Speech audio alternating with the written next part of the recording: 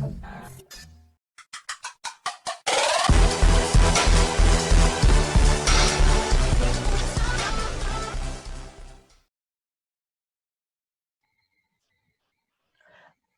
Friends, welcome back to my channel. आज हम circle exercise 3.4 का पार्ट 2 देखेंगे। अभी तक हमने हाफ एक्सरसाइज सॉल्व कर दी थी, जिसके अंदर हमने क्वेश्चन 1, 2, 3 किया था। आज हम सारे बाकी के सम्स देखेंगे। 3.4 exercise practice set 3.4 part 2 fourth question आपके सामने। ओके, सो यहाँ पर हमें एक सर्कल दिया हुआ है जिसमें हमें गिवन पॉइंट सिर्फ इतना था कि are S is the diameter. R S diameter है और टी पॉइंट टी जो है वो एक्सटीरियर में है। पॉइंट टी जो है ये एक्सटीरियर में, ये इंफॉर्मेशन सिर्फ दिया था। उन्होंने कहा कि आप बताइए angle R T S is an acute angle. तो ये प्रूफ करने वो लोग ने कहा था, इसीलिए सबसे पहले मैंने कंस्ट्रक्शन करके R T and T S को ज्वाइन किया है। कंस्ट्रक्शन हमें इस सम के अंदर करना है। कंस्ट्रक्शन करते वक्त ध्यान रखना है कि सर्कल के ऊपर कुछ पॉइंट्स बनेंगे। सर्कल के ऊपर जैसे आप देख सकते हो, जैसे ही मैं आर टी को ज्वाइन करता हूं तो यहां पर एम कट होता है, एंड टी एस को जैसे ही ज्वाइन करता हूं तो यहां पे एन पॉइंट मिलता है। तो ये बात हमें कंस्ट्रक्शन में ही लिखनी है कि join length R T such that, इस तरह से जोड़ना है उसे कि आर डैश एम टी, यानी कि ये कोलिनियर पॉइंट है, एक ही लाइन में है। Also join us T, join ST such that SN dash T, तो ये भी कोलिनियर रहे।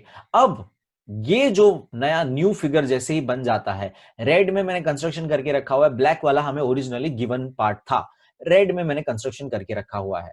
अब ये जो है इसके अंदर हमने जो ये प्रैक्टिस सेट चालू होने के पहले जो हमने थियरीज पढ़ी थी, उसके अंदर जो फोर्थ थियरी पढ़ी थी हमने कि relation between the arcs, relation between the arc and the angle, relation between the arc and the angle, जिसमें दो टाइप होते थे।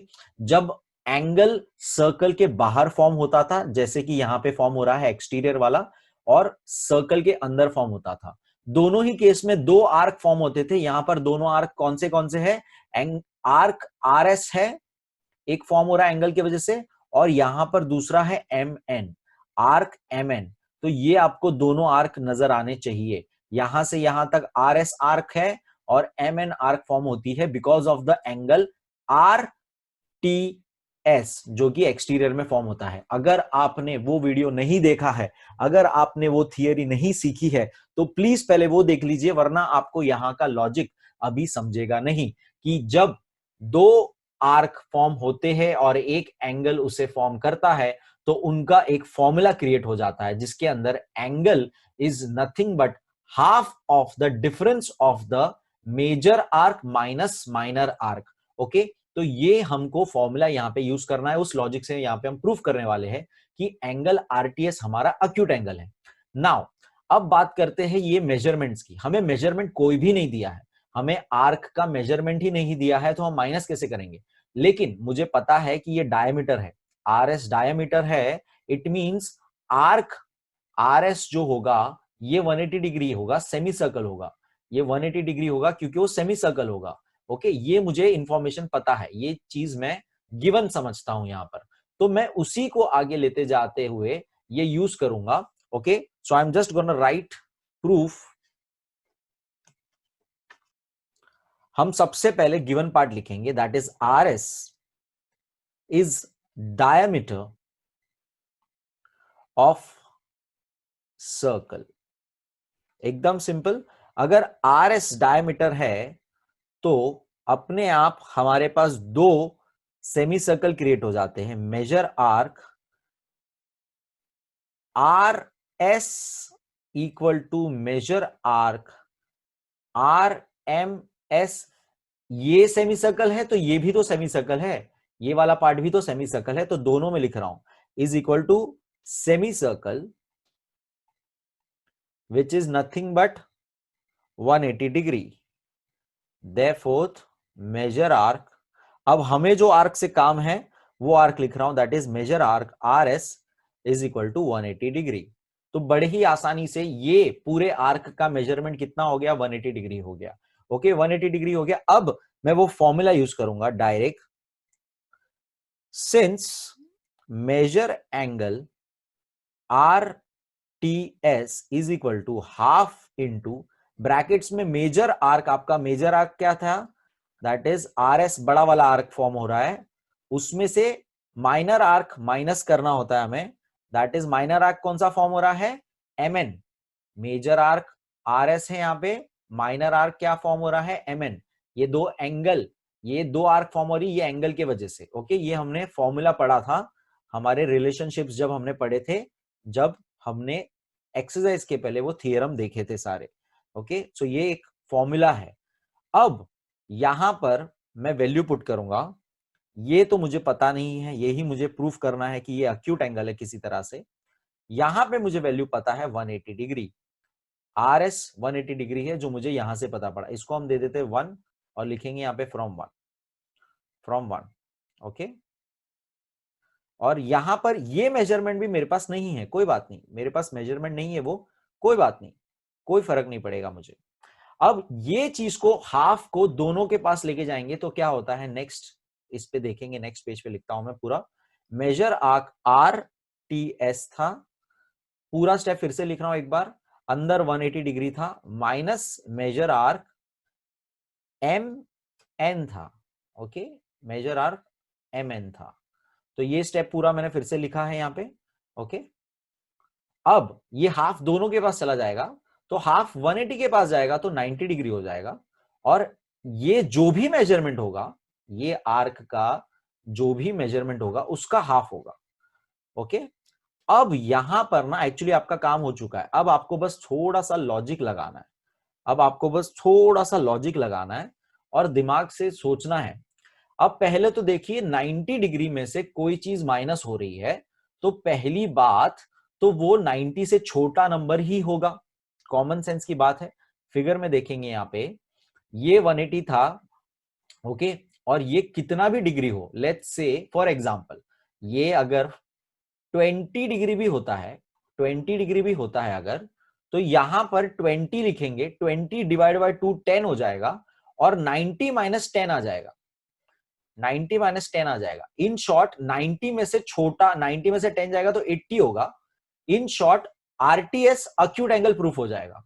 तो यही सब लॉजिक लगाना है कि ये जो भी नंबर होगा वो नंबर पहली बात 90 से छोटा होगा, क्योंकि 90 में से माइनस हो रहा है, ये बड़े नंबर में से छोटा नंबर माइनस हो रहा है।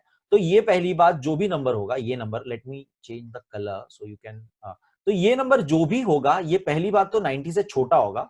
तो हम कितना भी बड़ा नंबर वो ले ले 90 से क्लोजेस्ट, अगर आप उसको 89 भी लेते हो, उसको भी डिवाइड बाय 2 करोगे तो वो हाफ हो जाएगा पहली बात, और वो फिर माइनस होगा 90 में से।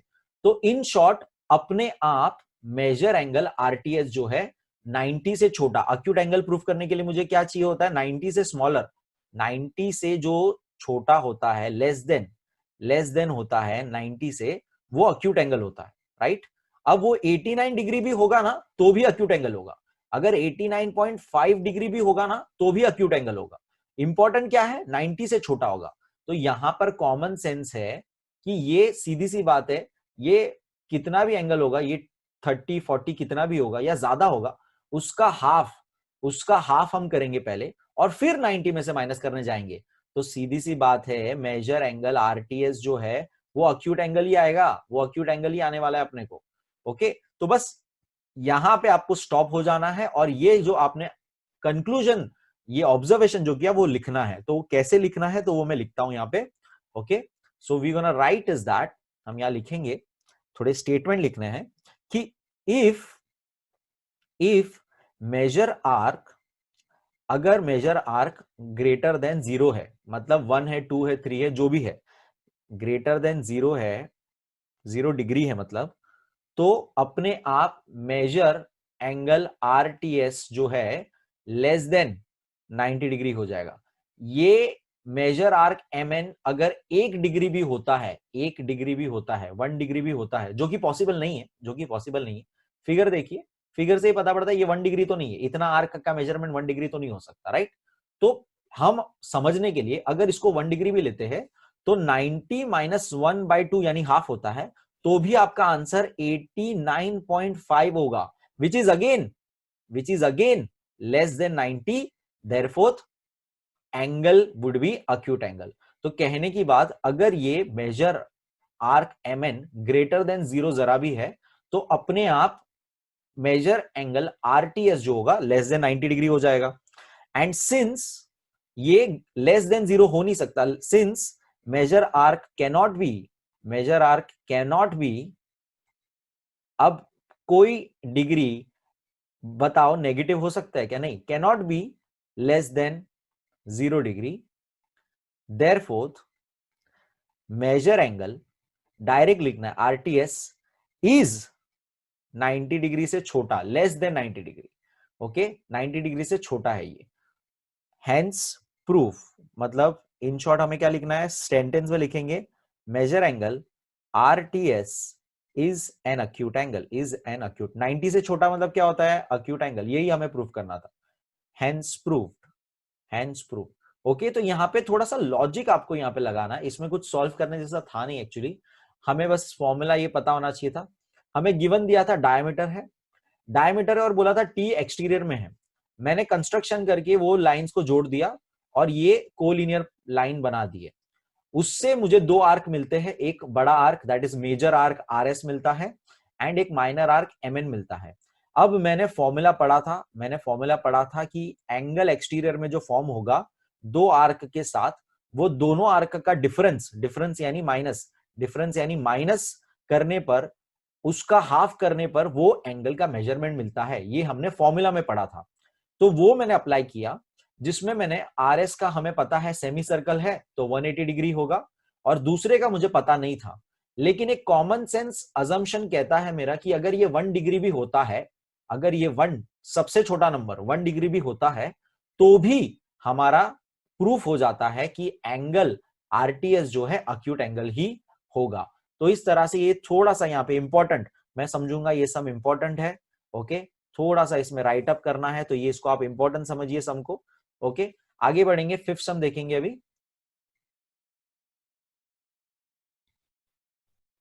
सो नेक्स्ट हमारा फिफ्थ सम, हमें एक रेक्टेंगल दिया हुआ है एंड कहा गया prove that any rectangle is a cyclic quadrilateral बोला गया है।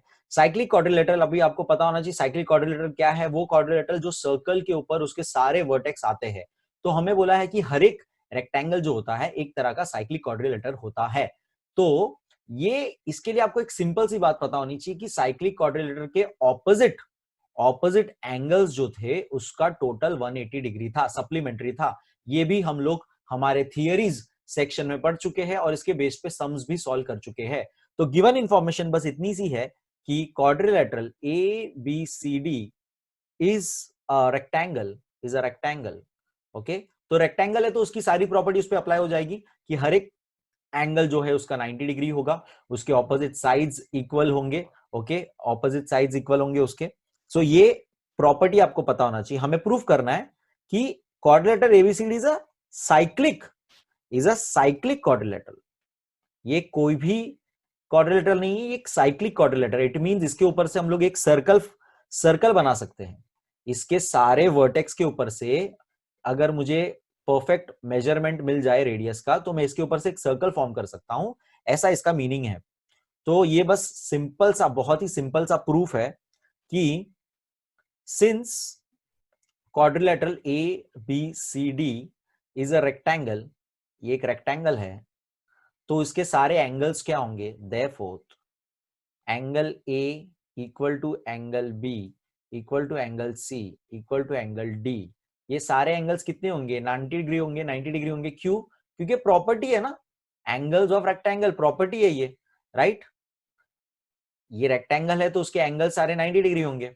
अब also angle A plus angle C is equal to 180 degree, क्योंकि ऑपोजिट एंगल्स है, और angle B plus angle D is equal to 180 degree. Opposite angles है, देखिए opposite angle को मैं ऐड करके बता रहा हूं सप्लीमेंट्री है, ऑपोजिट एंगल को ऐड करके बता रहा हूं सप्लीमेंट्री है। तो यहां लिखना है opposite angles of rectangle, opposite angles है ये। Okay, so since opposite angles of a quadrilateral is supplementary, क्या टोटल आया 180 आता है, इट मीन सप्लीमेंट्री होता है वो सप्लीमेंट्री। देयरफॉर डायरेक्ट लिखेंगे quadrilateral ABCD is a cyclic quadrilateral, is a cyclic quadrilateral। तो 180 आ गया तो साइक्लिक quadrilateral हो जाएगा। रीजन में आएगा कन्वर्स, ये क्या प्रॉपर्टी था, converse of cyclic quadrilateral theorem, converse of cyclic quadrilateral theorem. आपको फुल लिखना है, यहाँ पे जगह नहीं है तो मैं यहाँ पे शॉर्ट फॉर्म में लिख रहा हूं, आपको फुल लिखना है साइक्लिक क्वाड्रिलेटरल थ्योरम। तो हमने कन्वर्स में यही देखा था कि अगर ऑपोजिट एंगल्स का 180 डिग्री आता है, यानी सप्लीमेंट्री टोटल होता है, तो वो क्वाड्रिलेटरल साइक्लिक कहलाता है। तो हमने वो प्रॉपर्टी का इस्तेमाल किया यहाँ पे और बड़े सिंपल से एक लाइन में प्रूफ कर दिया कि बाबा ये एक साइक्लिक क्वाड्रिलेटरल है। It means that any rectangle जो की है वो साइक्लिक क्वाड्रिलेटरल होगा, अर्थात इसके ऊपर से हम एक सर्कल फॉर्म कर सकते हैं, इसके ऊपर से एक सर्कल पास हो सकता है, प्रोवाइडेड हमें परफेक्ट मेजर का एक रेडियस मिल सके तो। Okay, so that was fifth some. Six सम देखेंगे अभी।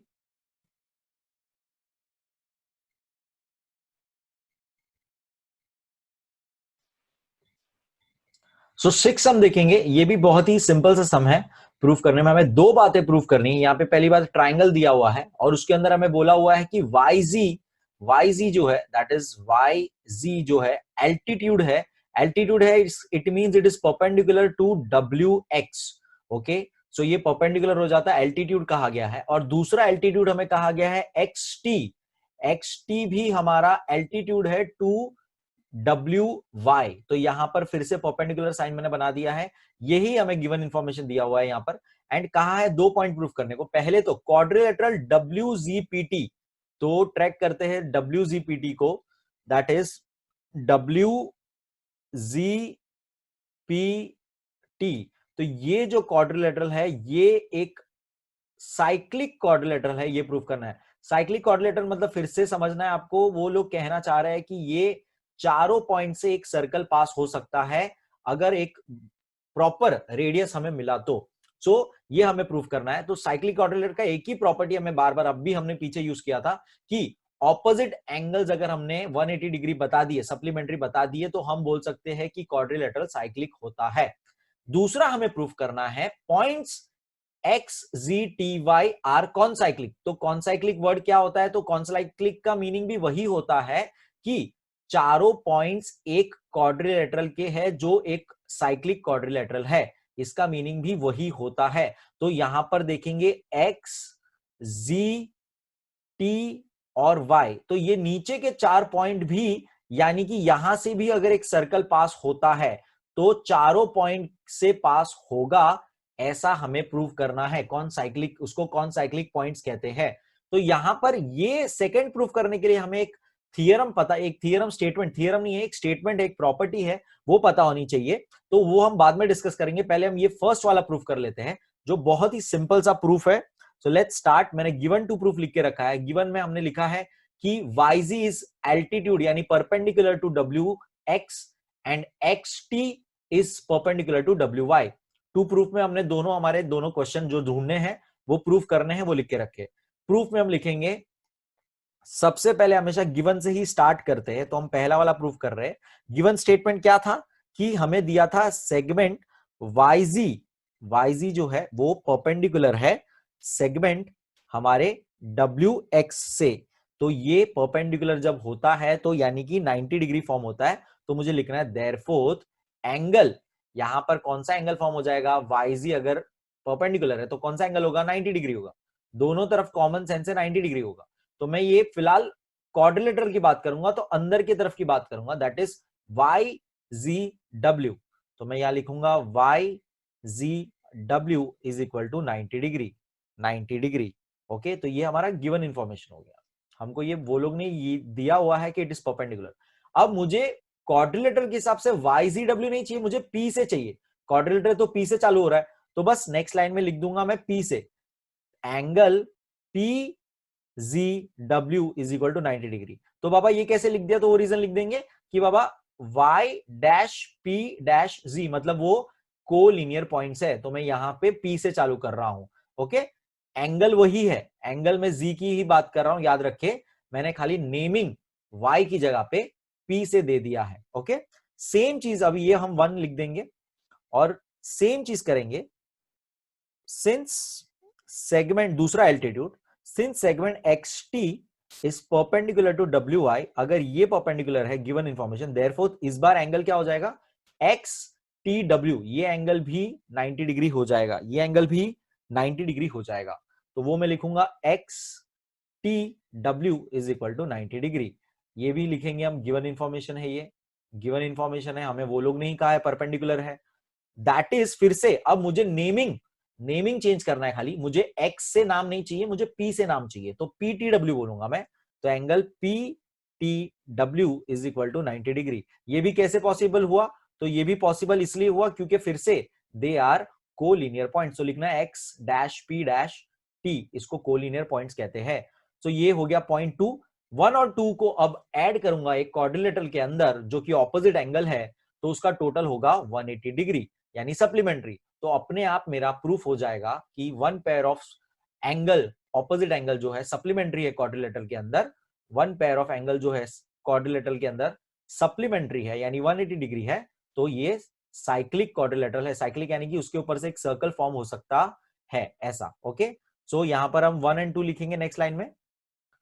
From 1 and 2 measure angle PTW था एक, प्लस मेजर एंगल PZW था, इज इक्वल टू 180 डिग्री, ये हम लिखेंगे।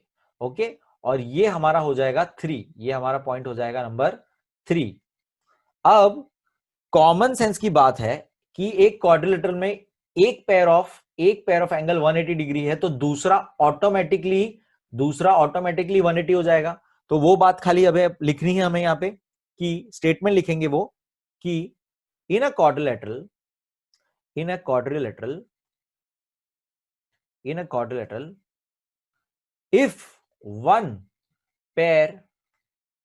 if one pair of opposite, याद रखो ऑपोजिट है, ऑपोजिट एंगल्स इज सप्लीमेंट्री, अगर वो सप्लीमेंट्री है यानी कि 180 डिग्री है,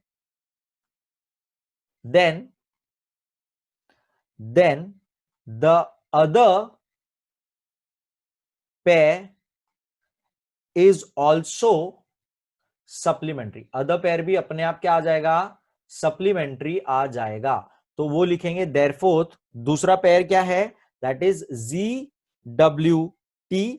ZWT देखिए यहां पे ZWT यानी कि ये वाला, और नीचे वाला ZPT, तो ZPT दैट इज ZPT, ये भी 180 होगा। ओके, ये हो जाएगा फोर्थ पॉइंट। और फ्रॉम 3 एंड 4 हम बोल सकते हैं कि दोनों पेयर्स ऑफ ऑपोजिट एंगल हमारे जो है वो सप्लीमेंट्री है, देयरफॉर क्वाड्रिलेटरल जो है WZPT is nothing but a cyclic quadrilateral. बहुत ही आसान, बहुत ही सिंपल सा सम था ये, हमें बस प्रॉपर्टी याद रखनी है और थोड़े से स्टेटमेंट्स याद रखने हैं। ठीक है, तो ये हमारा प्रूफ हो गया, एक प्रूफ हो चुका है हमारा, हेंस प्रूफ, एक प्रूफ हमने कर लिया, फर्स्ट वाला हमने प्रूफ कर लिया। सेकंड प्रूफ करेंगे। सेकंड के लिए मैंने जैसे आपको कहा कि एक प्रॉपर्टी, एक स्टेटमेंट आपको पता होना चाहिए। वो स्टेटमेंट ऐसा कहता है कि अगर एक लाइन के तरफ आपको अगर दो इक्वल कॉन्ग्रुएंट एंगल फॉर्म होते हैं, ये लाइन है एक्स वाई यहां पर, उसके एक वन साइड मतलब एक ही तरफ, वन साइड मतलब ये आपका वन साइड, ये नीचे सेकंड साइड है उसका, तो एक ही तरफ में अगर दो अलग अलग पॉइंट पे कॉन्ग्रुएंट एंगल फॉर्म होते हैं तो वो चारों पॉइंट, यानी कि यहां पर जी और टी है, तो वो चारों पॉइंट जो है वो कॉनसाइक्लिक हो जाएंगे। तो ये एक प्रॉपर्टी है, आपके टेक्स्ट बुक में भी दिया हुआ है। ओके, तो आपको बस वो प्रॉपर्टी स्टेटमेंट पूरा याद होना चाहिए, तो ही आप ये कर पाओगे सम, वरना ये सम आप नहीं कर पाओगे। तो इसको भी आप इंपॉर्टेंट सम समझिए, क्योंकि ये रेगुलर सम नहीं है, ये एक नॉर्मल सम नहीं है जो कोई भी कर सके। इसके लिए आपको प्रॉपर्टी अच्छी तरह से पता होनी चाहिए। तो हम यहाँ पे प्रॉपर्टी लिखेंगे पूरी, कि पहले तो हम सेकंड वाला ये कर रहे हैं, उसके अंदर क्वेश्चन नंबर 6 है, प्रैक्टिस सेट 3.4 का पूरा प्रॉपर्टी लिखेंगे। If two points on a given line, that is X Y था मेरा, 2 पॉइंट्स मेरे एक्स वाई थे, सबटेंड, ये दोनों अगर एंगल बना, सबटेंड वर्ड हम बहुत बार यूज कर चुके हैं, आपको पता होना चाहिए सबटेंड का मीनिंग क्या होता है। सबटेंड यानी वो फॉर्म करता है, क्या फॉर्म करता है, इक्वल एंगल फॉर्म करता है, अगर इक्वल यानी कॉन्ग्रुएंट एंगल्स फॉर्म करता है एट टू डिफरेंट पॉइंट, दोनों अलग पॉइंट पे, फिर से कहां पे फॉर्म करता है, तो टू डिफरेंट पॉइंट्स पे फॉर्म करता है। यानी कि हमारे फिगर के हिसाब से टू डिफरेंट पॉइंट्स कौन सा था हमारा, जी और टी पे फॉर्म करता था। टू डिफरेंट पॉइंट्स कौन सा है यहाँ पे, जी और टी। ओके, मैं एक यहां पर भी ये बना देता हूं ताकि आप कंटिन्यूस रेफर कर सके। ठीक है, X Y are the 2 points on a given line, एक लाइन पे एक्स वाई पॉइंट है, और ये दोनों ही ये दोनों ही ये दोनों ही जो है ये दोनों ही जो है ये दोनों ही जो है इक्वल एंगल फॉर्म कर रहे हैं। अगर इक्वल एंगल फॉर्म कर रहे हैं यानी कि 90 डिग्री, इसलिए मैं 90 डिग्री बना रहा हूं, जी और टी पे वो equal subtends equal angles at two different, ये अलग है ये अलग है, तो टू डिफरेंट पॉइंट्स पे अगर ऐसा होता है, लेकिन on the same side of the line, same side यानी कि एक्स वाई जो है, ये लाइन जो है उसका दो साइड कौन सा है, एक ऊपर की तरफ है और एक नीचे की तरफ है। तो ये दोनों ही पॉइंट ऊपर की तरफ है, नीचे नहीं है, यहां पर नहीं है, एक इधर नहीं है, दोनों ऊपर है। तो ये जरूरी है, on the same side of the line, same side of the line. तो लाइन फिर से कौन सी, तो हमारा 2 पॉइंट्स वाला लाइन, 2 पॉइंट्स कौन से हैं, एक्स वाई। तो ये समझना है आपको स्टेटमेंट पूरा, on the same line then those, ये चारों के चारों 4 points, those 4 points are concyclic. ये प्रॉपर्टी है, ये प्रॉपर्टी ही है। तो आपको यहां पर कुछ प्रूफ नहीं करना, आपको बस ये प्रॉपर्टी याद रखना है वर्ड टू वर्ड। ये पूरा प्रॉपर्टी मैंने एक्सप्लेन किया, आपको वर्ड टू वर्ड याद रखना है, और डायरेक्ट आप यहां पर लिख सकते हो फिर कि मेजर एंगल, हम पीछे ही लिख चुके हैं एक्चुअली, ये हमारे 1 और 2 के टाइम पे गिवन पॉइंट में, कि वाई जी एक्स जो है, वाई जी एक्स जो है वो 90 डिग्री है, and measure angle X T Y जो है ये भी 90 डिग्री है। ये हमारा गिवन इंफॉर्मेशन ही था हमको। ओके, देयरफॉर पॉइंट्स, कौन से पॉइंट से, X G T and Y are concyclic, concyclic है। तो यहां कुछ प्रूफ नहीं करना है, इट इज बेसिकली आपको अच्छी तरह से बस ये जो है स्टेटमेंट, ये स्टेटमेंट आपको पता होना चाहिए, तो ही आप ये कर सकते हो सम, वरना ये सम आप नहीं कर सकते हो। ओके, कुछ इसमें करने जैसा नहीं था, बस आपको ये स्टेटमेंट का मीनिंग पता होना चाहिए कि 2 पॉइंट है बाबा X Y, 2 points X Y on a given line, एक लाइन के ऊपर 2 पॉइंट है, दे सबटेंड, ये सबटेंड यानी दे फॉर्म, दे ये बना रहे हैं, क्या बना रहे हैं, यहां पर इक्वल एंगल बना रहे हैं, दो अलग अलग पॉइंट पे equal angle at two different point, they are making equal angle, जो कि कौन से एंगल थे, 90 डिग्री, हमने ऑलरेडी देखा इक्वल है, ये 90 डिग्री है। और कौन से, लाइन के one side, on the same side, दोनों ही सेम साइड पे, इधर 90 एक इधर एक 90 ऐसा नहीं था, इधर एक 90 इधर एक 90 नहीं था, दोनों एक ही तरफ था, that is on the same side of the line. Then वैसे केस में चारों पॉइंट कौन साइक्लिक होते हैं, चारों पॉइंट कौन साइक्लिक होते हैं, कौन साइक्लिक यानी कि यहां से फिर से एक सर्कल पास हो सकता है, अगर अच्छी तरह से रेडियस मिले तो यहां से एक सर्कल पास हो सकता है। Okay, so this is the 6th sum, important sum है मेरे हिसाब से ये, क्योंकि ये रेगुलर सम नहीं है आपका, ये जिसके अंदर आप नॉर्मली ऐसी प्रूफ कर सकते हो, आपको प्रॉपर्टी अच्छी तरह से इसमें पता होनी चाहिए। 7th सम देखेंगे अभी,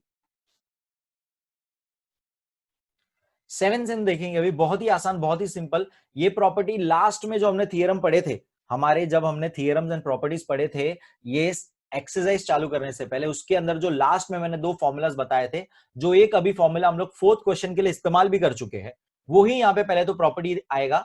देखिए एंगल फॉर्म हो रहा है, एंगल फॉर्म हो रहा है यहां पर एन एम एस, यहां पर एंगल फॉर्म हो रहा है, ओके। और 2 आर्क, एंगल के वजह से 2 आर्क, 2 आर्क कौन सी, एक मेजर आर्क एनएस, एक मेजर आर्क एनएस और दूसरी माइनर आर्क ईएफ। जब ऐसा होता है तो एंगल और आर्क का रिलेशन एक है, एक दोनों के बीच में क्या रिश्ता है, उनके बीच में क्या रिलेशन है जिसकी वजह से उनकी वैल्यू मिल सकती है, वो हमारे पास फॉर्मूला अवेलेबल है।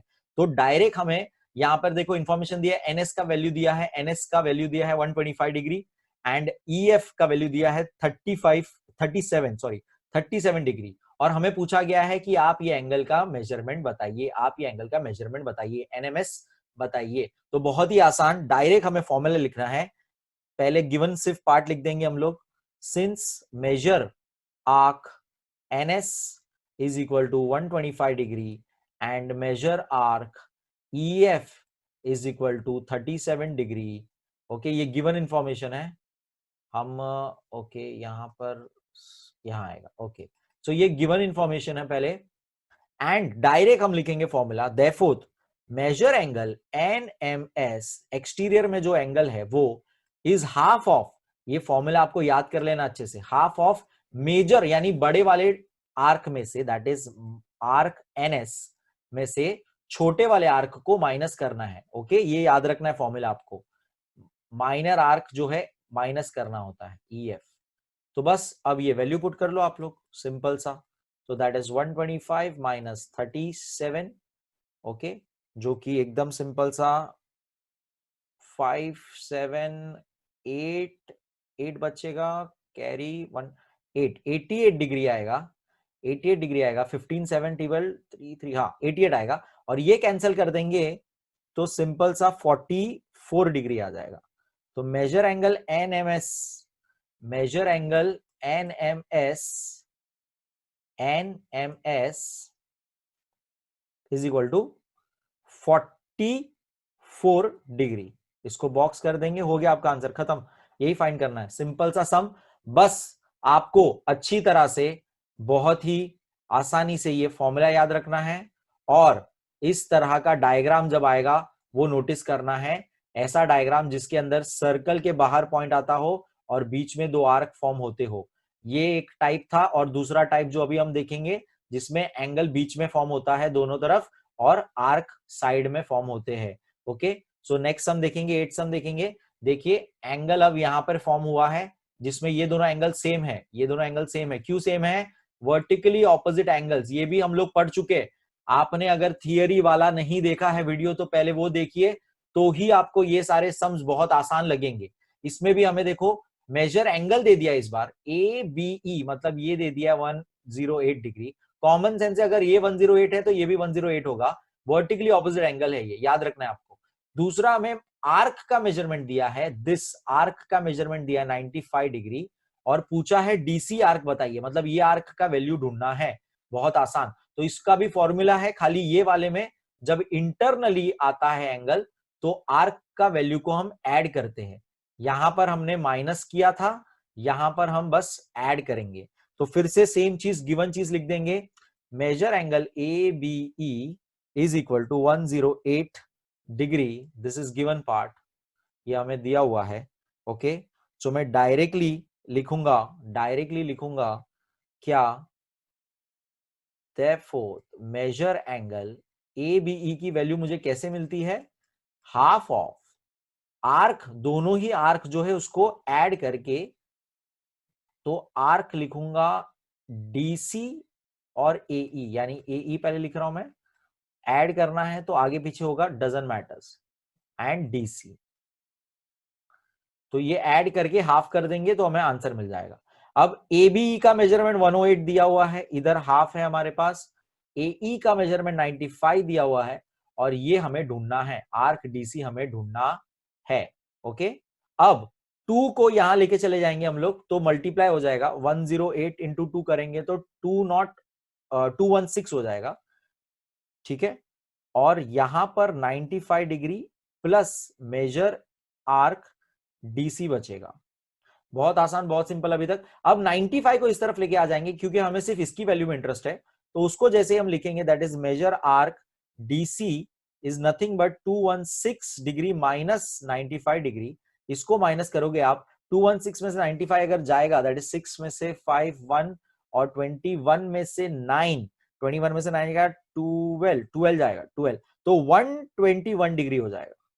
मेजर आर्क DC कितना हो जाएगा, 121 डिग्री। इसको बॉक्स कर देंगे अच्छी तरह से और बस ये आपका फाइनल आंसर हो गया, यही हमें फाइंड करना था। सो अगेन बहुत ही आसान, बहुत ही सिंपल तरीके से 8 सम भी हो गया। आपको सिर्फ ये रिलेशन फॉर्मूला पता होना चाहिए जो हम ऑलरेडी डिस्कस कर चुके हैं हमारे थियरीज वाले वीडियो में। ओके, ये दोनों फॉर्मूला, ये दोनों टाइप ऑफ सम है जिसके अंदर आर्क का मेजरमेंट एक बार प्लस होता है, एक बार माइनस होता है। कौन से केस में कब क्या होता है वो आपको याद रखना है। एंड सारा एक्सरसाइज हमने किया, पूरा खत्म हो गया। ये हमारा पार्ट 2 था 3.4 का। होप आपको अच्छा लगा हो। Please like the video, share the video and subscribe to the channel. पहली बार अगर आप देख रहे हो तो सब्सक्राइब करिए। And thank you so much, keep supporting guys, thank you so much.